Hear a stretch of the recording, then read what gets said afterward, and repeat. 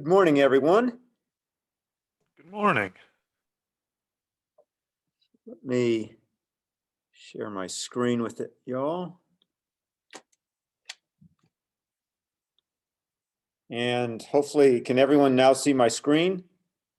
I can, yeah. Perfect. Okay. So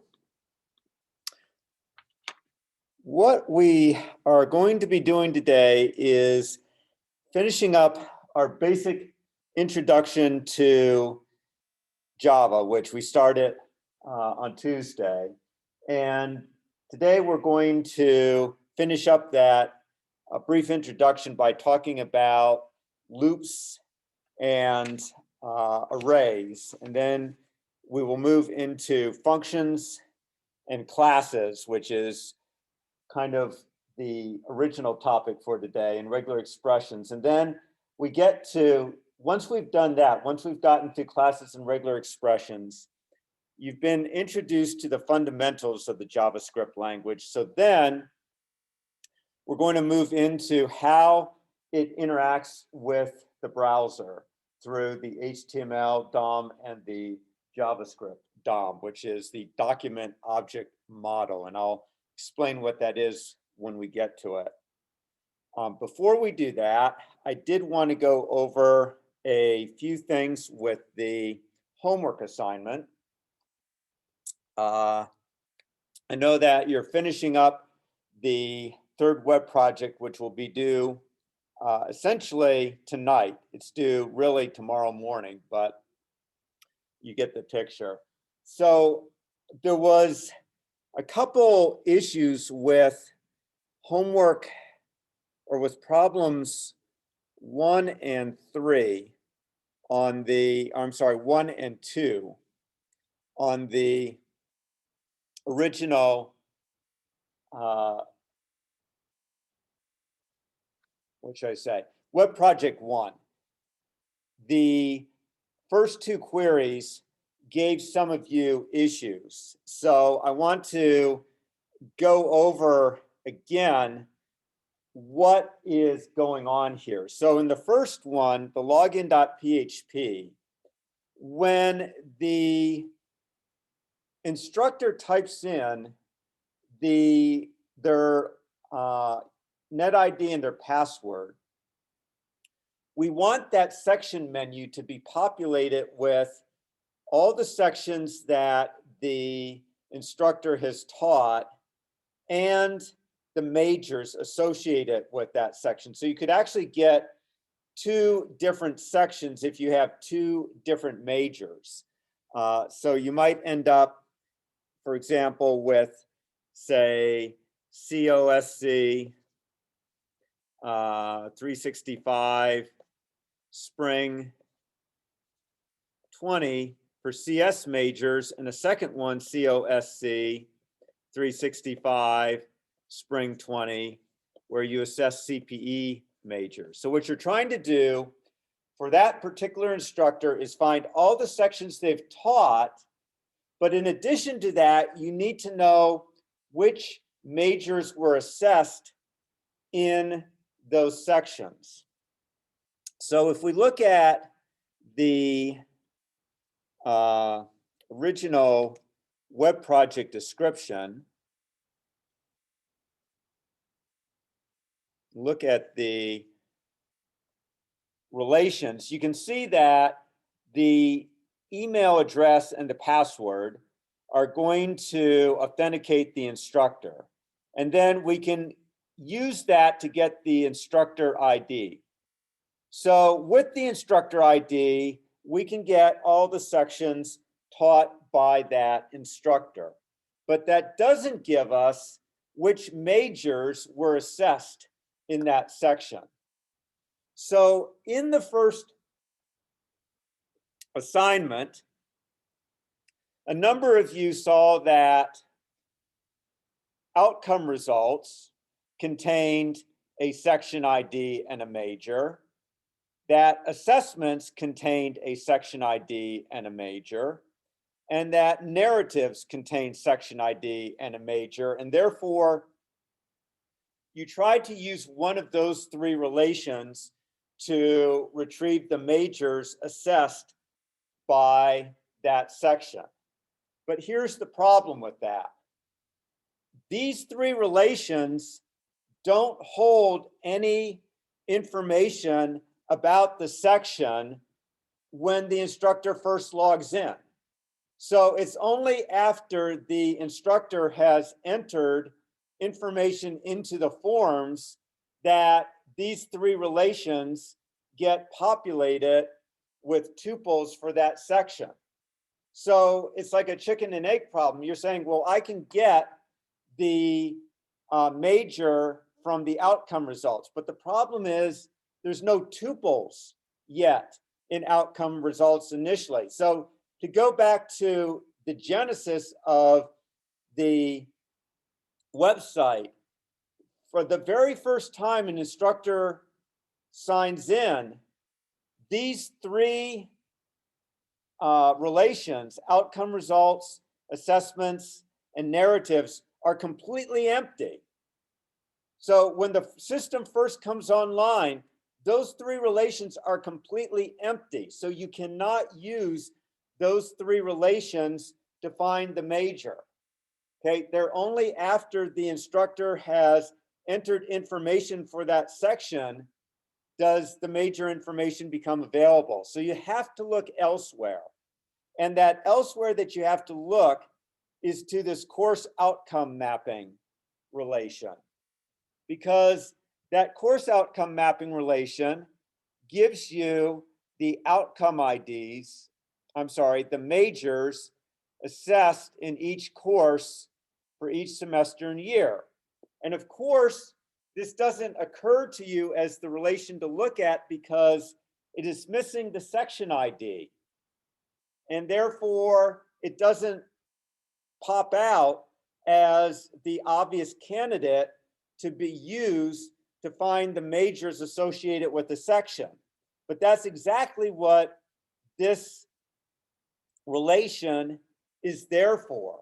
It's there so that a section can discover the outcomes that it's supposed to be assessing and the majors it's supposed to be assessing. You're saying, well, how am I supposed to find that information because there's no section ID here? Well, let's go back up and look at section again. And if we look at section, we see that it has a course ID, a semester, and a year. So if we come down here, we see, course ID, semester, and year. So in fact, section does have the three attributes we need in order to come to course outcome mapping and find the majors that were assessed in that section. Okay, now, many of you figured out, because I had told you this before, that you needed to use course outcome mapping in query 1. But you didn't do a full natural join on course outcome mapping. Instead, you did a partial join only on the course ID. So you joined sections with course mapping, but you only did it on course ID, not the three common attributes, which are course ID, semester, and year. And so you also, in that case, got too many results, because here's what happens if you only match on course ID. Let's take a look at a sample. Let's say this is course mapping outcomes. So I'm just going to go now with courses. So cs465, spring 2020. And it has, and we'll say that it has outcome 1. And then I have course mapping outcome COSC 365, spring 2021, and it assesses course outcome 2. So now let's say that you have a section ID so you have sections. You have a section ID of 3, COSC 365, that is taught in spring of 2021. And let's say you do a join between sections and CMO, but you limit the join to the course ID only. Then notice what happens. You're going to get 2 tuples in the result. One is the correct one, which is the match between this course and spring 2021, and you will properly get a result that is COSC 365, spring 2021, outcome 2, taught by section 3. But this one also matches this tuple, which is not what you want, because you now end up also thinking that it assessed outcome 1. And you end up saying that 365 is assessing outcomes 1 and 2, when in fact, it only was assessing outcome 2 in spring of 2021. So that again is a good argument for why you should try to use the keyword natural join, which will automatically find the similarly named columns and include them in the natural join, as opposed to trying to specify the columns in the join, because you risk missing one or more common columns, and that will give you then unintended results. So questions about this first query? There's kind of a lot there to digest.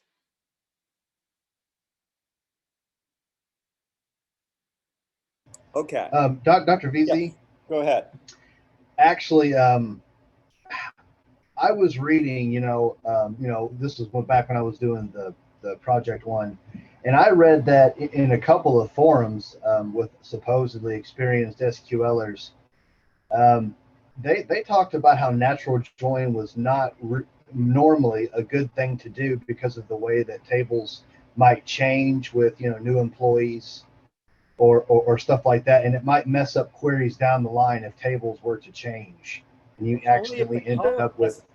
Okay, that's only if the column names change, because Right. but then I wasn't 100% sure why, but I thought I'd bring it up just to see maybe what you had to say, like why would they say that? I'm not exactly sure why, because if the column names change, anyone with a grain of common sense is going to go back and recheck their queries, because it's going to break the queries the other way too. If the column names change, then you're going to have to go back and change if you've written out the column names in the join, then you're going to have to go back to those queries and change the names too. So I'm not really sure. To me, they're going to break in almost the identical way, except I guess the ones where you explicitly wrote it out will get syntax errors because the column names no longer exist. So maybe the experienced SQLers are essentially saying that by writing out the column names, you assure that in the future, if you change those column names, you'll get syntax errors and know that you have to fix queries. But I think that's pretty lame, because quite frankly, what I consistently see when I look at students' code is a failure to include all the columns in the natural join and them getting the wrong results. So to me, a natural join A makes it clear when you say natural join that that is what you want. And B, it ensures that you don't inadvertently leave off columns. And I've used SQL for over 10 years, so I guess I would say I disagree with them. Okay. Bottom line. As you were talking, I remember what I thought when they had said that, and I was trying to figure out why they would say that. I think they said, say you do a natural join between two tables, and over time, the tables, the column names themselves are not changing, but columns are being added. So you have two tables. One of them has year as one of the columns. The other one doesn't. And so you don't anticipate that one day the other column is going to have grow and develop another column called year. And now your natural join doesn't work, or it doesn't work as intended all of a sudden after all this time, because now you have two column names that are the same. That wasn't really intended when you first wrote the query. I think that's what they were getting at. That makes sense to me. I guess I see it both ways. So I still find that I see more mistakes made from forgetting to include the columns in the natural join.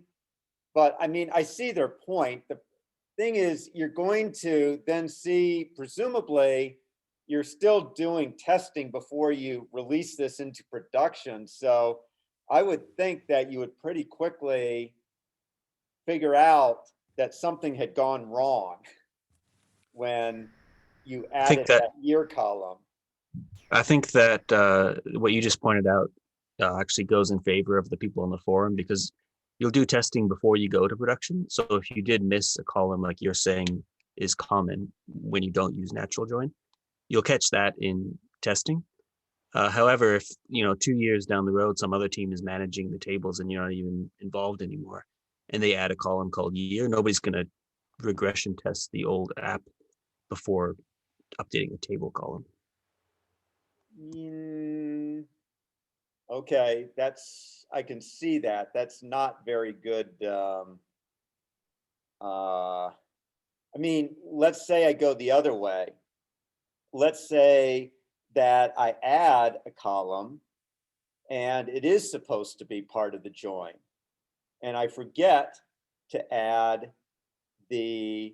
so let's say year really was supposed to be part of the join, like here, and you forget because you're not using natural join, you forget to add that equality comparison explicitly. So basically, I can turn every argument you give me on its head and say, yeah, but what if it really was meant to be in the natural join and you forgot to include it in the natural join? Well, in that case, you'd be working on the feature that the query was involved in, so you would be retesting it. The scenario that natural join can be problematic is when things are being worked on that have nothing to do with the query you wrote. Yeah, I guess, like I said, I see what you're saying. I see what you're saying. I still think natural join makes things a lot clearer and outweighs that disadvantage, but I understand too where you're coming from. So as I say, I'm fine either way, okay? But I am pointing out that the errors I'm seeing, and these include in the final project, are all the result of not using natural join. So I guess when you're still a novice, maybe it is better to use natural join, because it's clear to me from what I'm seeing, not just here, but on the exam, is a lot of you are dropping columns that should be part of a join. So yeah, I definitely see what you're saying. And with careful management, like, if you're going to be working on a query and you want it to join, like, you would have to know ahead of time, hey, everybody, we have natural joins. If you're going to do a column and it's not going to be needed to be joined, you need to give it a unique name that hasn't been used before, like, give it the assessment year instead of just putting year or something like that. So I Right. think with management, it actually could be beneficial, I think. So that's what Right. I was thinking when I read that. I don't know. Yeah, so I can see, I think what you have here is another so-called religious war, meaning I see exactly what's being said by those experienced SQL people, and I guess I see also what I see, and so we each have our opinions, and it's so Yeah. my thing is, again, I don't care which one you use. So in this class, I'm agnostic. You get to use whatever you want. Okay. So, All right. whatever you Hey, I want is appreciate fine. that. Okay, Yeah. let me move Thanks on. for taking the time. Yeah. Yep. Okay, so the second query has the same issue, which is that you are trying to find the, so the second query, you're trying to find the outcomes that are being assessed by a section for a given major.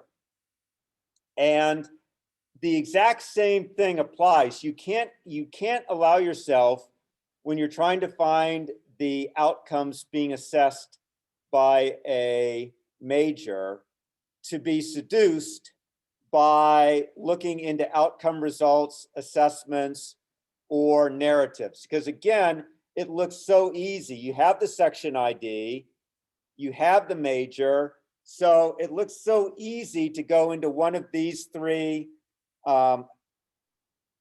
relations: outcome results, assessments, or narratives.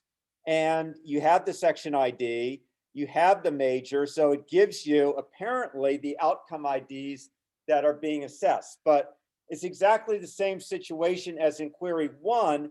If the instructor has not yet entered any information from that section, then these tuples that you think you're going to be able to pull aren't there.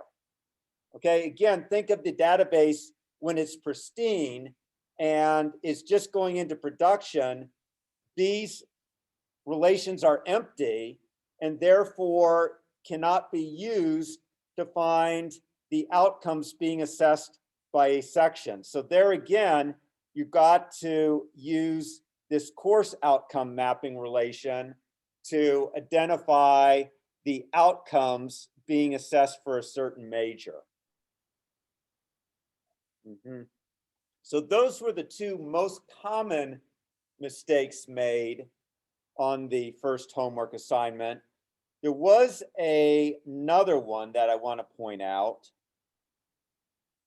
That was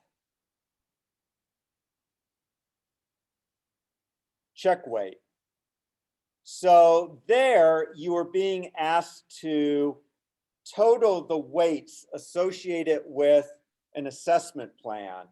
And if they did not total 100, you were supposed to print out the that particular outcome ID, the major associated with it, and the sum of the weight fields. So what that meant is that you are going to have to sum up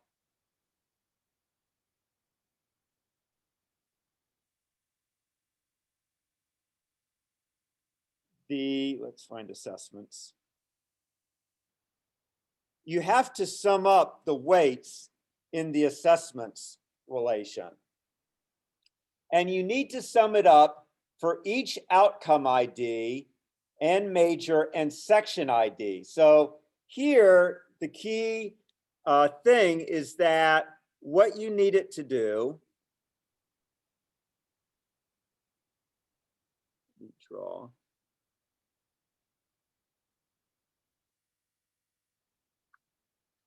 Was for each section and each outcome and for each major, you had to add up the weights for the assessment plan for that outcome ID and that major. So you had to group by on all three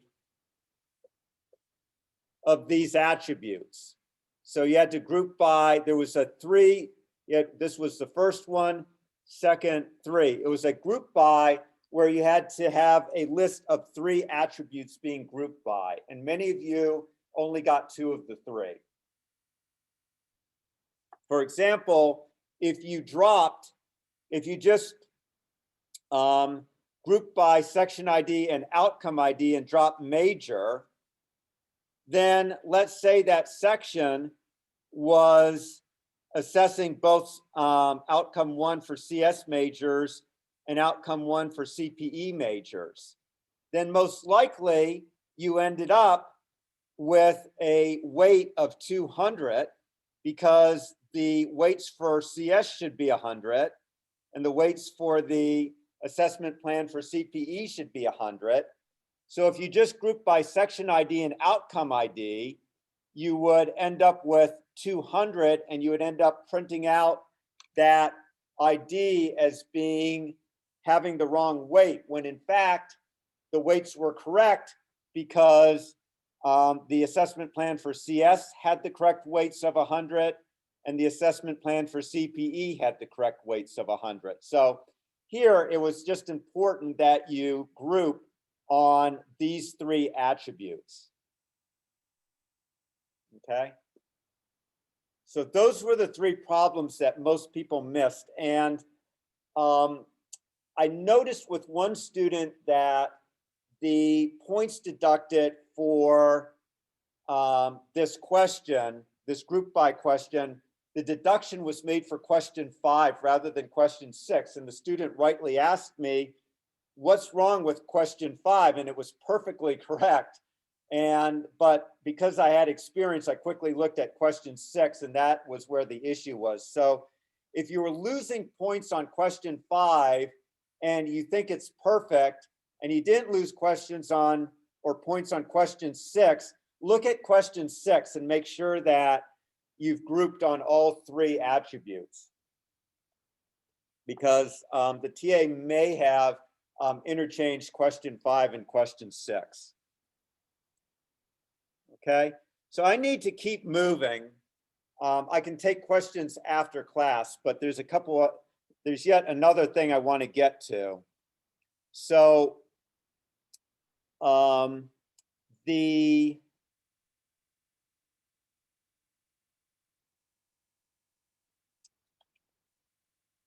back here to Web Project 3 again.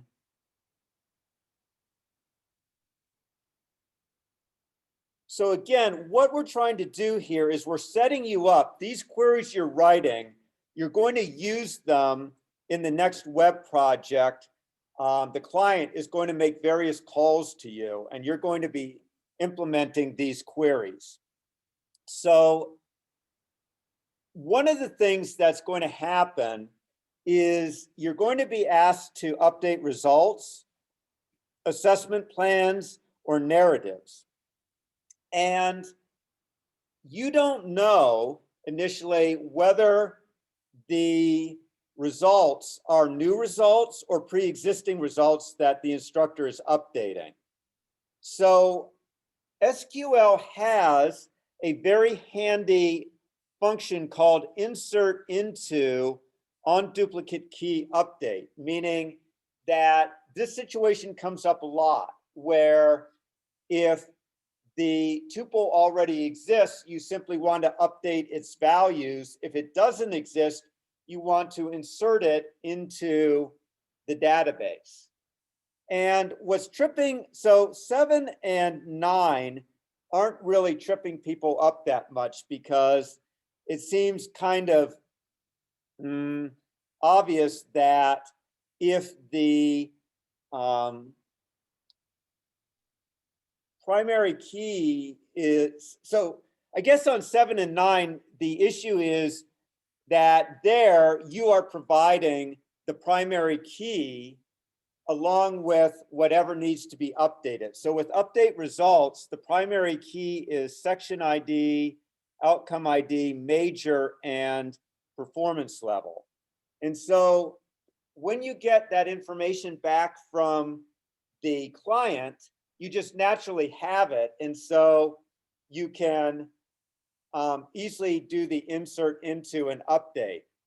But I think what's throwing a lot of you with question 8 on assessments is if that tuple is not yet in the database, then assessment ID doesn't exist because should be an auto increment key. So the problem here is that what you are getting back from the client is either going to have an assessment ID or is going to give you null for the assessment ID. And so a lot of you are like, okay, how can I insert into this relation if I don't know what the assessment ID is? Because what you're doing with the insert is you are having to say, basically insert into assessments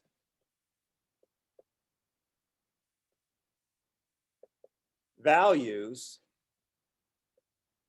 And the first value you're supposed to be giving is supposed to be the assessment ID.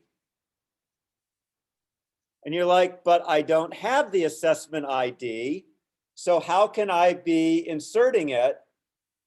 And the answer is SQL is fine if you give null as the value of an auto increment key, because MySQL is happy to go ahead and generate a key for you based on the fact that you're trying to insert null. So that is what you should be doing with that query, is if the assessment ID is null, no worries, just pass null as the value for assessment ID, and that will tell MySQL that this in fact is an insert because assessment ID does not yet exist, and MySQL will automatically generate a key by doing auto increment for you. So you can still use this insert into on duplicate key update, even if you don't have the primary key, as long as the primary key is an auto increment key. Does that make sense? You good?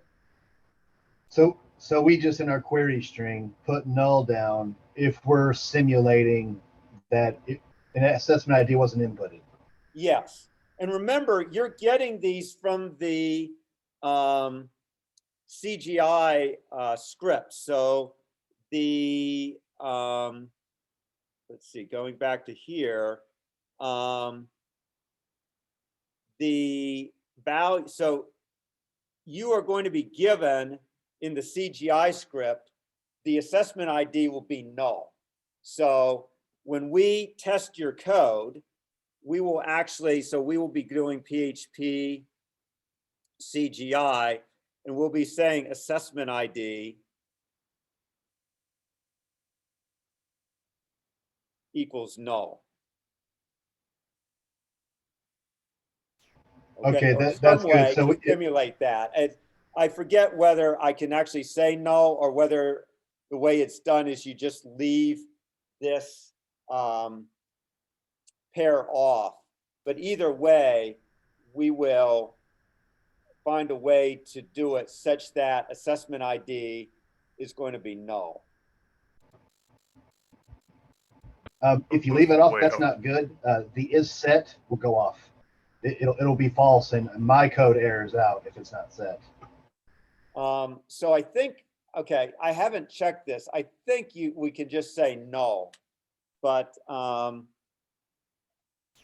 right thing I think to do is probably to check it using isSet, and if it's not there, then you set it to null. That's the safe thing to do, is to see if it's set, because I think if we set assessment ID to null, then I think isSet is going to return false in that case. So you are going to probably have to not have, if is set returns false, you're going to have to set assessment ID to null.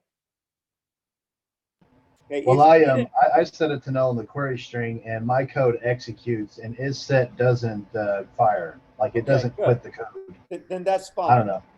Because like I said, I'm pretty sure, like, I did not think about the script for this testing was prepared by Matt Bachman last year, and I honestly didn't check to see whether he was saying assessment ID equals null or not. But when I got the question on Piazza, I knew what the answer was. Now, when I'm sitting here, I'm wondering whether I can give null as a value. It sounds like the answer is yes. It sounds like one of you did give assessment ID equals null to your PHP CGI script and everything worked properly, correct? I did that as well, yeah, and it worked. Yeah. So good. Well, the So bad assume thing that's how is it's if going you to be don't, done then, okay? okay, yeah, if you don't, then my script's going to fail. Right. Well, Okay. but if it fails, you can always tell the TA, look, regrade it. Here's what happened, okay? So don't worry, if you can always get the points back if something goes wrong, because obviously script grading is a little bit brittle. Okay. So just out of curiosity, do you want us to set auto increments null if they fail instead of quitting the program? Is that what you prefer? Yes. So if it's null, I want it inserted and a new tuple going in there, because that's what you want the behavior to be in the final project. In the final project, when you hit that plus new button in the assessment form, it will give you a new assessment plan. You'll enter a new assessment, and you don't want the client assigning an assessment ID, right? You just want to basically send that assessment back to the server and then have the server deal with it. So in your final project, if the user creates a new assessment with that plus new button, you're going to send back a assessment ID that is null to the server. And that's how the server knows that it is a new assessment. At least that's my recommended way of doing it. You don't Okay. have to do it that way, but that's kind of how I was thinking you would do it. Okay. Okay, let me move on. Again, I can take questions afterwards, but there's one more thing I wanted to mention, which is when you do an insert into on duplicate key,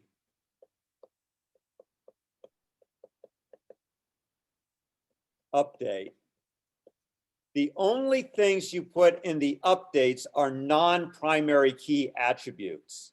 Okay, so it's a list of non-primary key attributes. And the reason it's a list of non-primary key attributes is because the only reason you're updating is because it was a duplicate key. Therefore, it makes no sense to update the primary key attributes because they're not getting new values.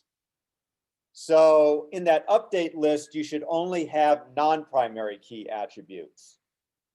I don't know actually whether SQL gives you a syntax error or whether it goes ahead and updates them. If you already have it updating the primary key attributes as well, I'm okay with that. I'm just telling you it's unnecessary because the duplicate key means those primary key attributes aren't changing value. Okay, so that's just a small thing.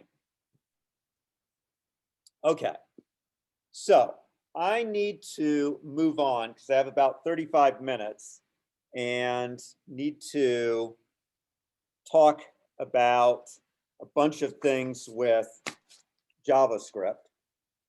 So the things I just wanted to quickly go through with basic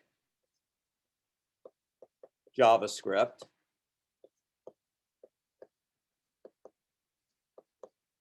Is the fact that you have, in addition to the normal for, while, and do while loops,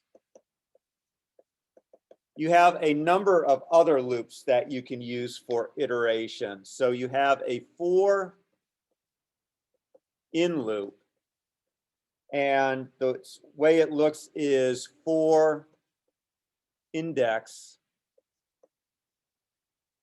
in array, or for property name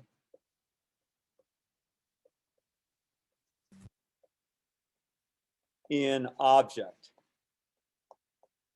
And in each case, what it does is it iterates through the corresponding object, whether it's an array or object. If it's an array, it returns the indices. If it's an object, it returns the property names. And then you can use the index or the property name to extract the value. So then there's also a for of loop.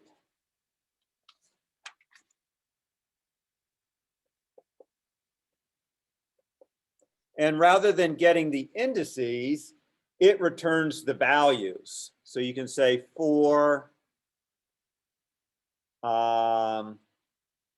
let, normally because you're assigning it to a value, for let, say value of array. And actually up here, it would have been a good idea too to say let, just so that you don't inadvertently introduce something into the global namespace. So you can say let value of array, and it will iterate through the values of the array. And then finally, there is a for each function.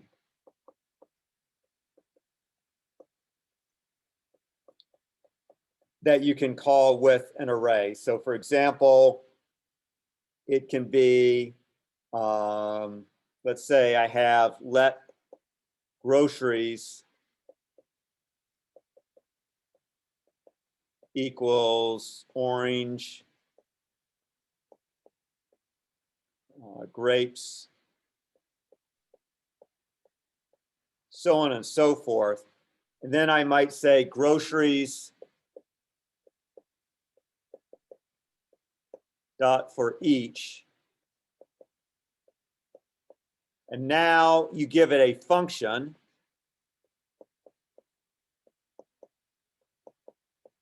that takes the item and the index.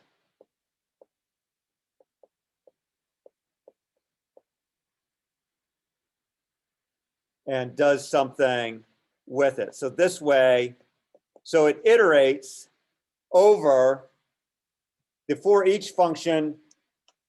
It iterates over each item in the groceries list, giving you both, say, oranges and 0, then grapes and 1.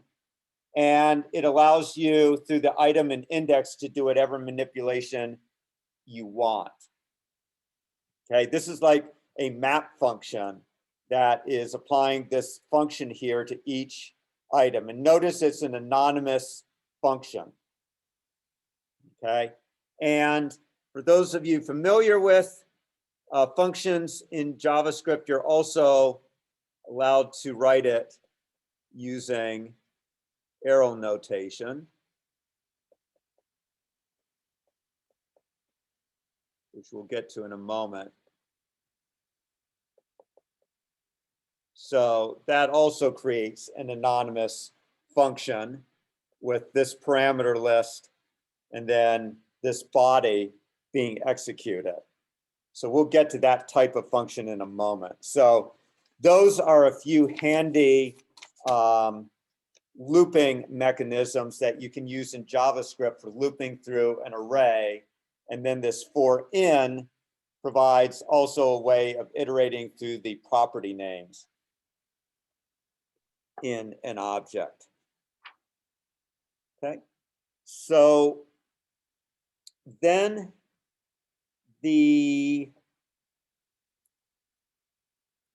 just move on to arrays. So in JavaScript, the simplest way to create them is with a comma separated list and square braces. But you're also allowed to say A equals new array explicitly and either give it, so if you say this creates an array of 10 elements.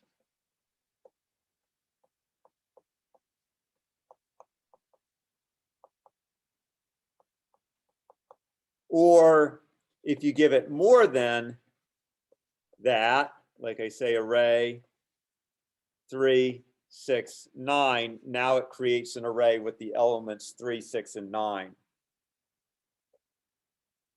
So arrays, very simple, and they are numerically indexed. There is a very simple sort function associated with arrays, so you can sort arrays. So arrays have a dot sort function. And unfortunately, it's very simple. It sorts alphabetically.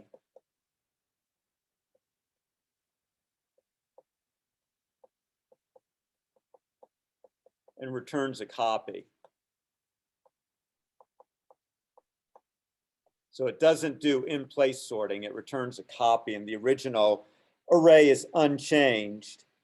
If you want, you're allowed to provide an optional function.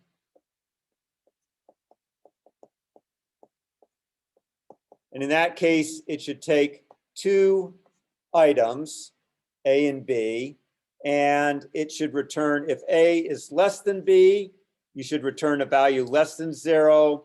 If A equals B, you return 0. And if A is greater than B, you return something greater than 0. And just like that, for each function, the function you provide can be an anonymous function, or it can use that arrow syntax.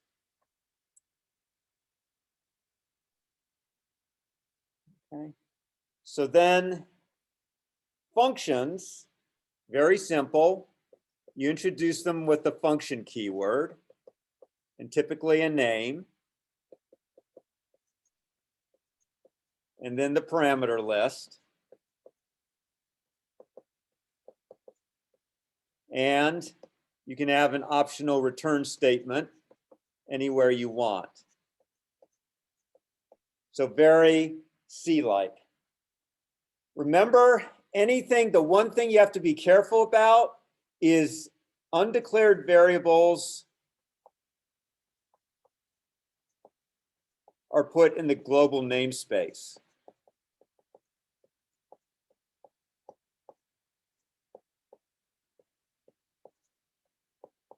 So you want to generally declare your variables using either let or var to ensure that they stay local to the function.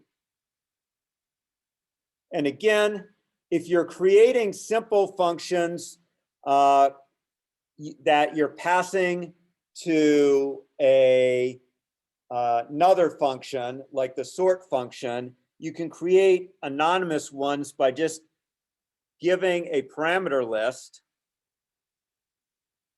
in parentheses, then an arrow, which is an equal sign followed by the greater than sign, and then the code. And this creates an anonymous function. without all the extra syntax. And this comes from functional programming languages, this kind of simplified notation.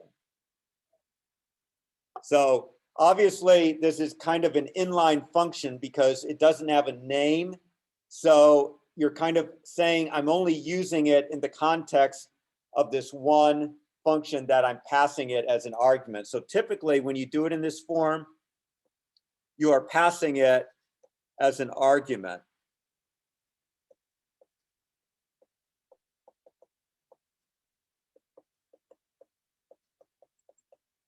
As an argument to another function. So it just creates a simple, streamlined way of passing function arguments. Okay, questions about that? Okay, so then we move on and we have objects. So you can create so-called anonymous objects by just using curly braces like this. Or you can give it a set of values. So you could say A equals Brad 15, comma, Smiley 30. So an object is simply some key value pairs, which in JavaScript nomenclature, they usually call the key a property name.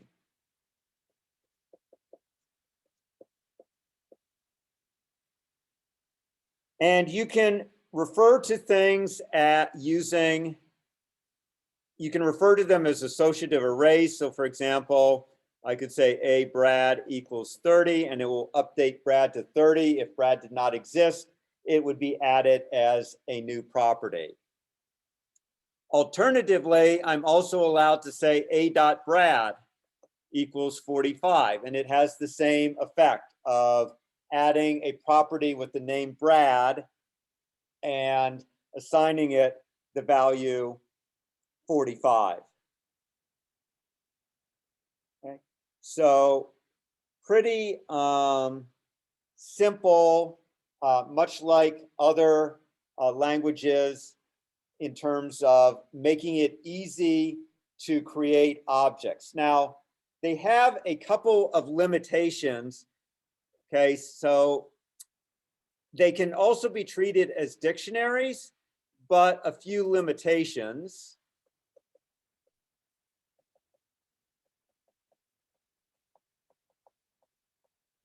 Okay, one, property names must be strings. So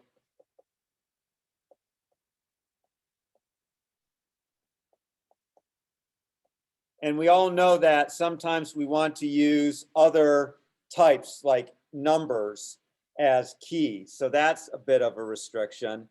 Two, not easy. There's no good way to determine size.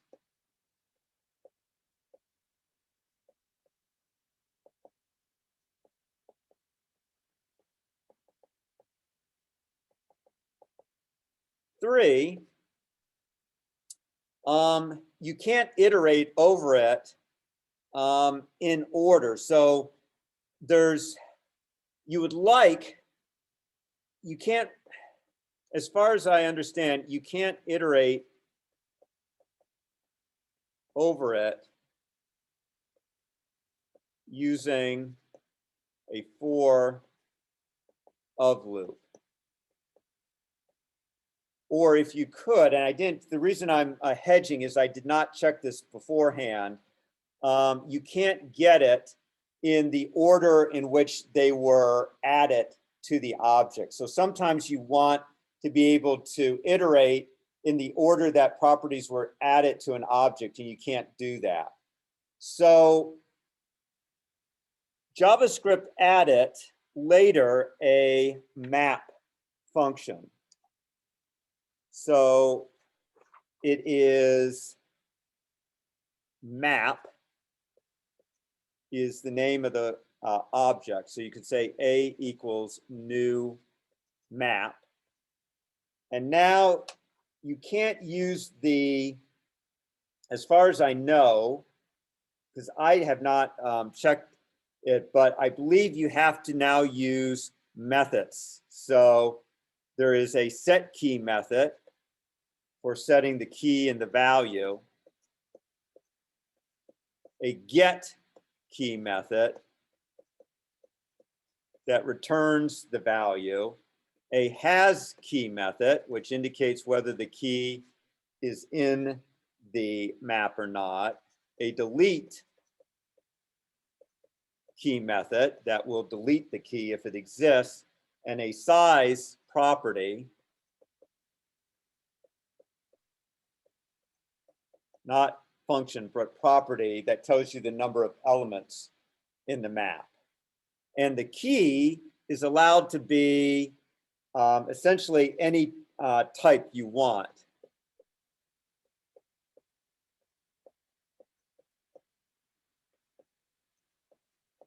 And you can iterate over it using the for of loop. So you're allowed to use a for of loop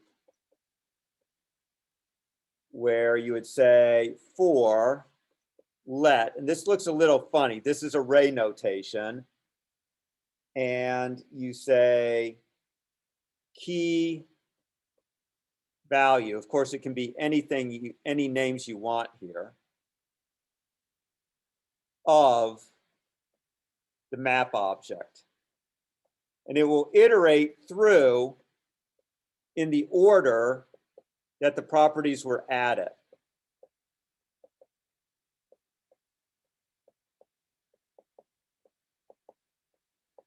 Or keys, sorry, that keys were added. So if you want the simple syntax, use an object, but be aware that your keys are limited to strings, and it's not clear that you can iterate over it using a for of loop. If you want some of the extra functionality that comes with a map object, then use a map object, and that will let you do some handy things like use keys of any type and this for statement that lets you iterate over key value pairs in the order that the keys were added. Okay. So questions about that? Is there a ordered map version or? Not that I know of. If there is, I don't know of it. So most scripting languages don't support ordered maps because of how infrequently they are actually used in the real world. So ordered maps usually come into play only when you need to do range queries, where, for example, you're saying I want all race results between where the runners finished between 15 and 16 minutes. And that just doesn't come up that often. So it's just, for whatever reasons, most scripting languages don't implement an ordered map data structure. They just implement a unordered map data structure. Okay. Okay. So I'm actually going to skip regular expressions and classes for the time being, because you should not really need to deal with classes or regular expressions in the assignment in the web project. And it is important to get to the DOM and how that works. So I am going to skip at this point to that. So remember that the point of JavaScript is you want it to be able to modify a web page. That was the big thing, was being able to somehow change the appearance of a web page. And the way it does that is you start with something called the document object model, which looks like it's not going to be in this particular, okay, here we go. So this is a great illustration from the book. So every web page is parsed into a tree, and every markup tag is parsed into a node in that tree. And the final text content is stuff that appears at the leaf. So here's Call Me Ishmael some years ago, and you can see down here, it's a leaf object, which leaf objects are typically text nodes. So every internal node is a tag in this body. And in fact, there are some interior nodes added that are not in the original HTML. So you'll notice here, there is a head tag, but there is no head tag up here. There's only a body tag. So the title is actually metadata that typically goes with the head tag. And so the browser has created a head node and put the title tag under the head node, because that's where the title tag normally goes. So the browser may create additional nodes even if you don't have those nodes listed. So another common thing is not to include either the HTML tag or the body tag. But again, the browser will automatically create nodes associated with those tags and put them in here. So the root element is HTML. That is supposed to be the root element of your document. And then every document essentially has a head, which contains the metadata, and a body, which contains the displayed content. So the browser creates this tree by parsing this document, and it creates a pointer. It names this, it names it document. So there is a predefined variable, not shown here, called document that points to this object. So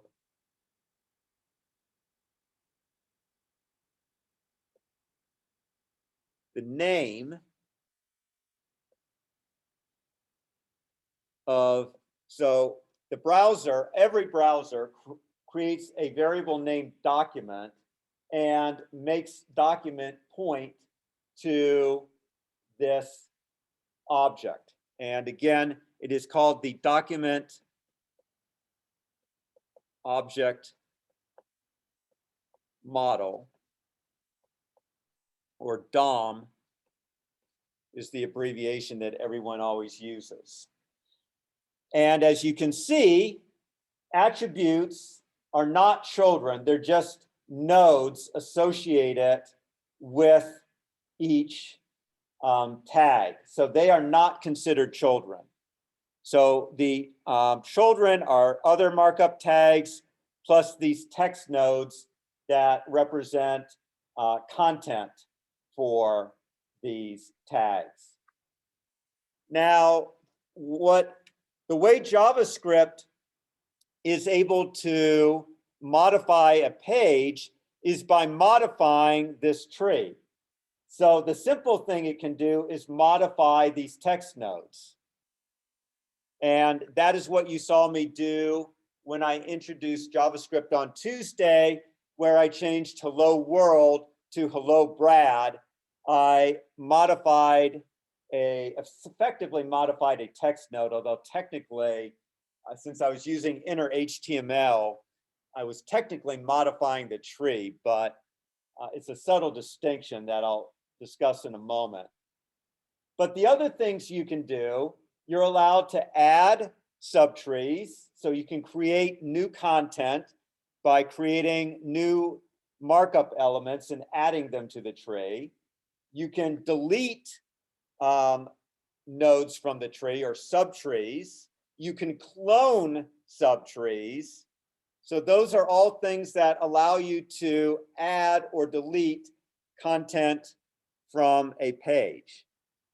So there's obviously two important things you need to be able to do.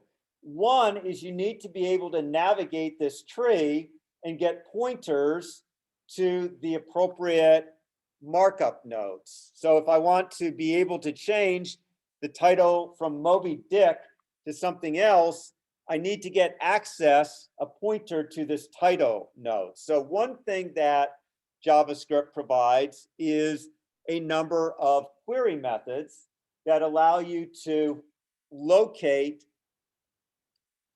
nodes in the tree and obtain pointers to them. And then there is another set of commands that allow you to alter content.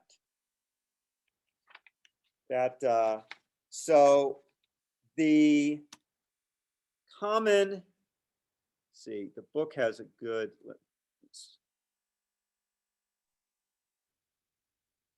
so the most common methods that are used are here in the book, and I have them in my notes as well.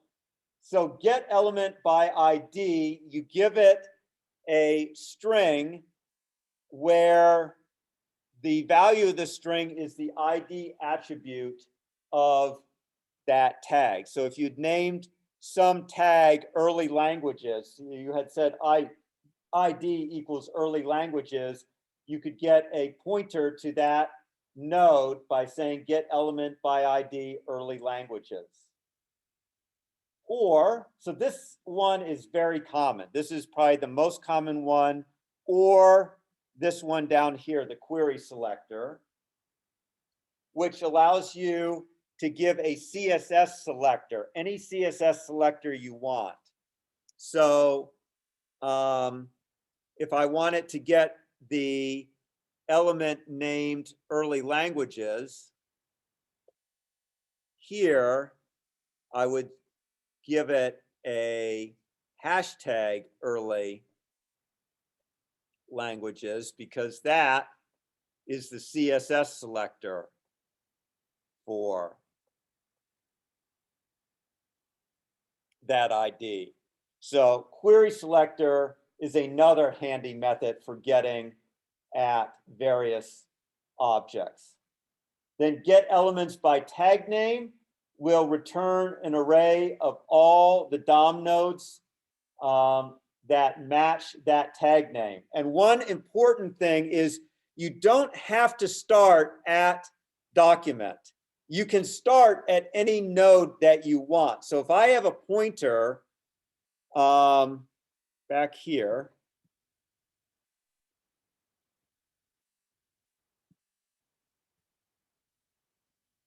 if I add a pointer to P, this P,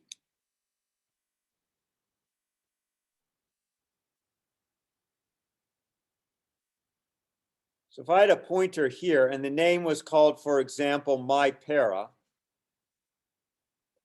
I'm allowed to start the search from there too. So I could say get elements by tag name there. So it doesn't have to start at the root. It can start at any node that you want in the tree.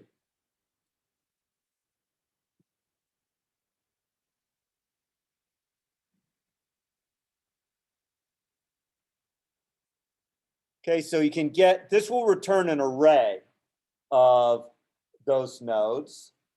Get elements by class name will get all elements that have a particular class name, again, returning it as an array. And query selector all will return an array containing all DOM nodes that match that selector. So in my experience, get element by ID or query selector are the two ones I find to be most helpful, because normally I'm just trying to get a single object, but sometimes you want everything with a particular tag name, or sometimes you specifically have already a node and now like a table, and now you want the table body object, so you would query for it by the tag name in that case. So these, again, are the most common ones. Now, we will talk about jQuery next week, which provides an even simpler way to often retrieve pointers to elements, but this is the native JavaScript way to do it. So now, once you have something in hand, you would like to be able to modify the content. So do they have it? So a simple way to modify it, this is the distinction I was saying earlier between text content and inner HTML. So you can modify any node's text content by setting its text content property to whatever you want. So this is changing the value of this paragraph to have this new content. In contrast, inner HTML will parse a string that presumably has markup elements in it, and it will create a subtree, a new subtree, based on the content in this string. So here it actually creates a new subtree that looks like, so for here, it actually creates a new subtree with strong. And then the text content is 25.99. And it is actually now, when you assign it to P, P would now refer to this strong tag like that. So inner HTML is preferred when the string you're giving it has markup tags and you want it to create a new subtree, whereas text content is preferred when it's not to be interpreted as an HTML string. You just literally want whatever is in here to be assigned to that particular element. Is there a big, would you think there's a big efficiency difference between the two? Because it seems like if inner HTML can take text as well, why bother memorizing two things when one thing I'm with does you, it all? to be honest. That's why I didn't even know that text content existed. I always used inner HTML. I know that text content is more efficient, but we're talking about probably nanoseconds, maybe microseconds with today's computer. So I just don't see, as you say, why we should bother, because quite frankly, I just go with inner HTML. So Okay. I'm happy if you do it too. Yes, text content is a little faster. Here's the other thing. If you actually, for some reason, wanted to assign a string that looked like a href equals,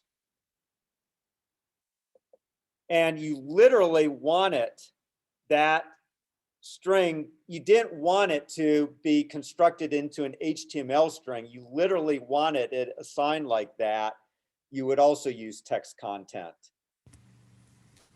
It's That kind of like actually string interpolation, right? If you want in PHP, if you want string interpolation, you use double quotes. If you don't want string interpolation, you use single quotes. So Text content would actually strip out all the HTML. It interprets Yeah, it interprets the string you give it as HTML and then puts all the text content from that HTML into the text content of the element. Oh, really? Okay. So And it's there you useful have for, it. depending on the situation, like if you want to put things on the text, I mean, on the page that you know are going to be only text, then you could Mhm. use text content. But as the other person asked, other than a slight efficiency advantage, what do you really get out of using? You don't have to, you don't have to strip out the HTML yourself if there might be HTML in the I string. see. Okay. You don't, so if you don't for some reason want it, okay, I got you. That makes sense. Okay. So that allows you to change essentially not just leaf nodes, you can change actually interior nodes too, because once you say p.innerHTML equals, you are replacing the subtree rooted at p with the new subtree that you're creating here. So that is often the simplest thing that you can do. But as I'll show you on Tuesday, you sometimes have to do a bit more complicated things like inserting new rows into tables. And it can be a little hard to do with just inner HTML alone. So just to give you a quick preview of what we will talk about on next Tuesday, we will be going over some other ways that you can modify the DOM structure. So there's ways to append a new child to a node, to insert it before one of the siblings, a way to remove a child, and a way to actually create either a markup tag or a text node. Or remember I said you can clone a tree. So we will go over these methods on Tuesday, and I will show you some examples, including an example of how you can insert a new row into a table, because that's probably the most complicated operation you'll need to do in the final web project, is insert a new row into an assessment plan. And then we will start talking about how you can, so this just gives me a way to modify the browser content, but you have to do that in response to events that the user gives you. So we'll talk about events on Tuesday. And finally, we'll talk about Ajax, which is a way for JavaScript to communicate requests to the server. So on Tuesday, we'll talk more about modifying the DOM. We will talk about events and form validation, and we'll talk about Ajax. So I will see you all on Tuesday. If you have questions, happy to take them now. Otherwise, have a good weekend, and I will see